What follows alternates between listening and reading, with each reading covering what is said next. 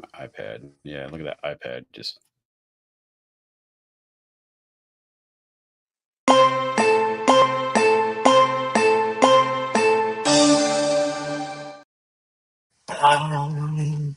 Zach, let's go. it's Michael almost the beginning of the year, man.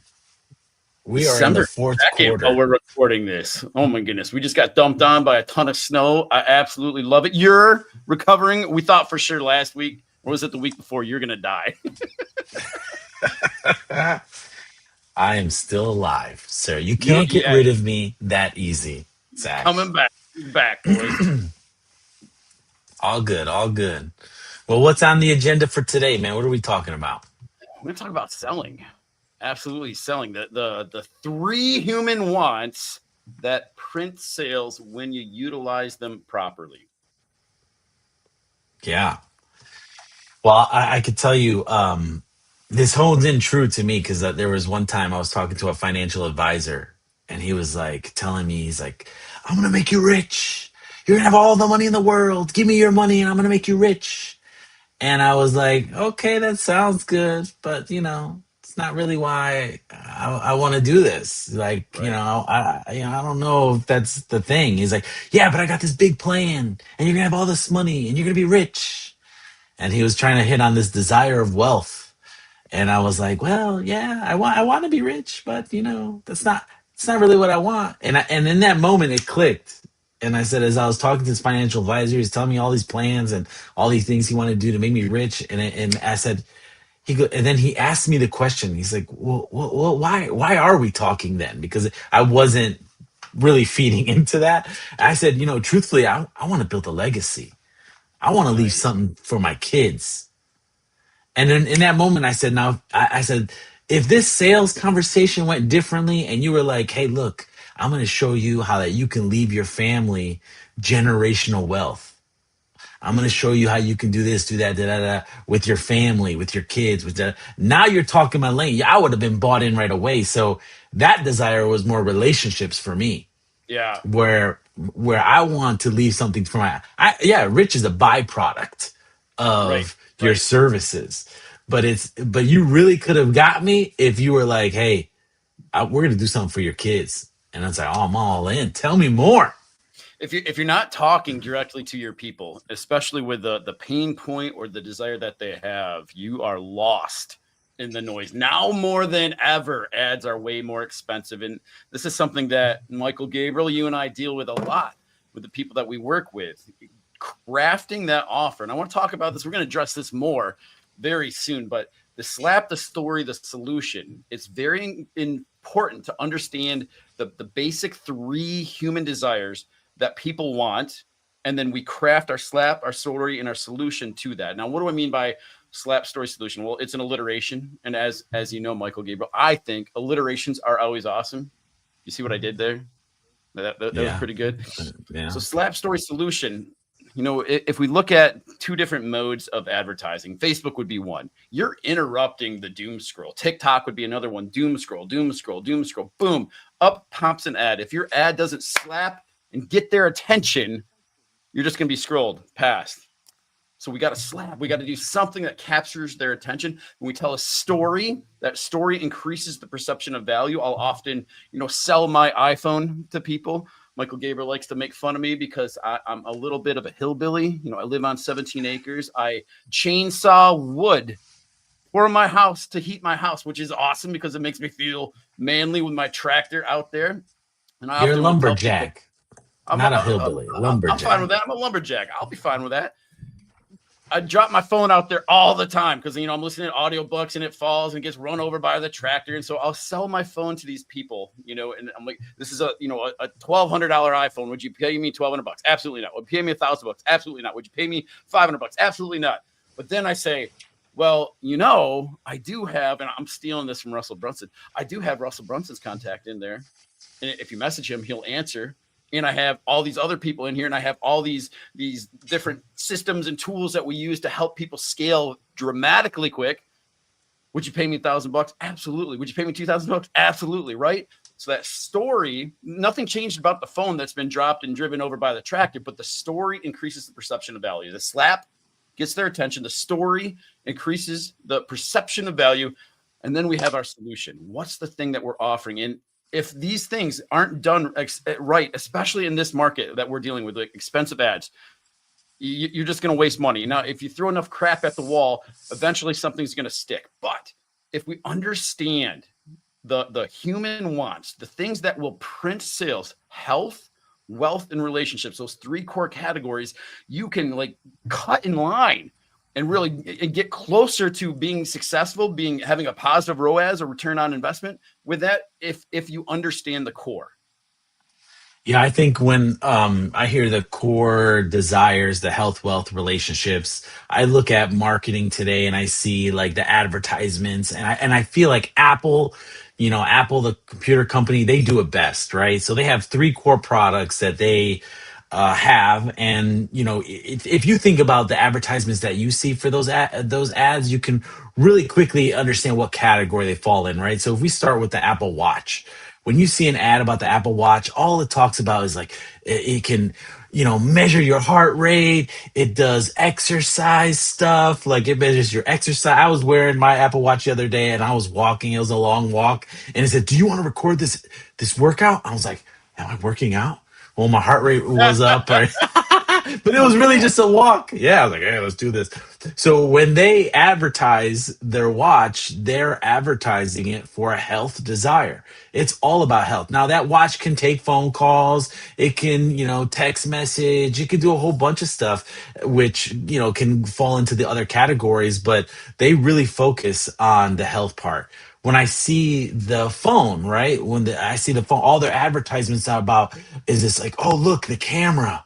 This new camera could take these pictures of these moments and life and people and FaceTime and all of this. So they're honing in on the relationship side of things. Now that phone can also track your health. It tracks your sleep sometimes. It could track Right. your emails, like productivity, all this stuff. But they really the core focus is the camera and the relationships that this phone can build. And then the iPad, these new iPads now, they're like, man, this is more than just an iPad, right? Productivity, Adobe design, emails, Outlook. It's showing you all these things, which is more of a wealth desire, because if I can be more productive, I can make more money. So, And I want to jump in just super quick. It's something that you're saying. So we talked about the Apple Watch, we talked about the iPhone, you talked about the iPad. All these things, they're selling to a different, what do we want to call it? A different human desire. yep. None of them have been innovated in the last 10, 15 years. They're all basically the same, slightly better camera, slightly longer battery, a little bit faster processor. Yet Apple is $1 trillion company. They understand marketing like nobody else. They have not innovated. And I got the iPad, I got the iPhone, I got the Apple Watch. I'm talking to you on a Mac. I'm surrounded by Apple products, but they don't innovate. You know what they know how to do is they know how to address 3 core desires, and they do it in a beautiful way. Yeah, absolutely. And I think if you don't get your messaging right, which that's what really we're talking about right now, these core desires is really about how do you connect very quickly with them. You lose someone right away. Just like the story I told earlier, where it was like, if you would have hit me with the right desire, I am in from the beginning. But because you didn't, you lose me right away. And in this crowd of noise, like you were talking about, like we only have seconds, like milliseconds to get people's attention. And if you hit that the right way with the right, if you call it the slap, if you call it the hook, you want to call it the core desire, whatever you want to call it, when you hit that right away, that's how you then get them to listen to the story. Yeah, totally.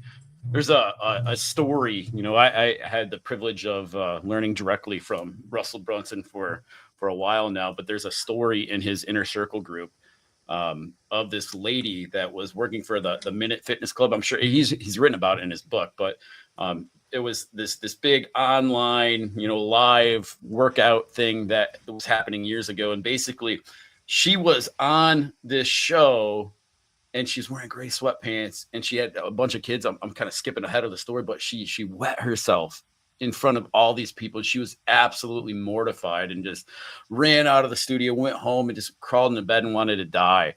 That is such a powerful thing when something like that happens. You can focus on the pain, or you can focus on the solution there, the problem or the solution. And she focused on the solution because she didn't want to live her life this way. It was happening a lot to her, and so she ended up finding a doctor, and he recommended these exercises and this diet, and she got completely better from it. She ends up writing a book that helps all these ladies out, which is fantastic. But like her advertising, oh my gosh, this is absolutely her advertising is her wearing sweatpants with a wet spot in her crotch area. And like that is a slap. If you're scrolling through and you have this problem and you see, well, like, what did that lady just pee herself? And then you click on it. She tells the story, the embarrassing story. Like, oh my gosh, here I was in front of thousands and thousands of people working out, and I peed myself. I'm like, oh my gosh. And like they relate to it. Like you've increased the perception of value. They're listening to every single word. And I found the solution. I went to this medical doctor. We did this, and this. It's all detailed in the book. And you can get this as a digital book. It'll come to you. No one will even know that you have it. She made hundreds of thousands of dollars helping these people out. What do you think her core desire that she was going after in that type of messaging? What do you think it was? That's great that you bring that up, because I would say it's definitely a blend, right? So, she talks about like how she'd jump on the trampoline with her kids, and then she'd have the issue that's affecting her relationship with those kids. She's doing the Minute Fitness Club, and like she's touching on all of these. There's going to be a core desire that we want to focus on. She's doing the Minute Fitness Club to make money, wealth, but she can't because of this issue. And clearly health is probably the main one in there, is like she wants this to not happen to her. And so the focus is, I want good health. I had these beautiful babies. Here's what I got going on.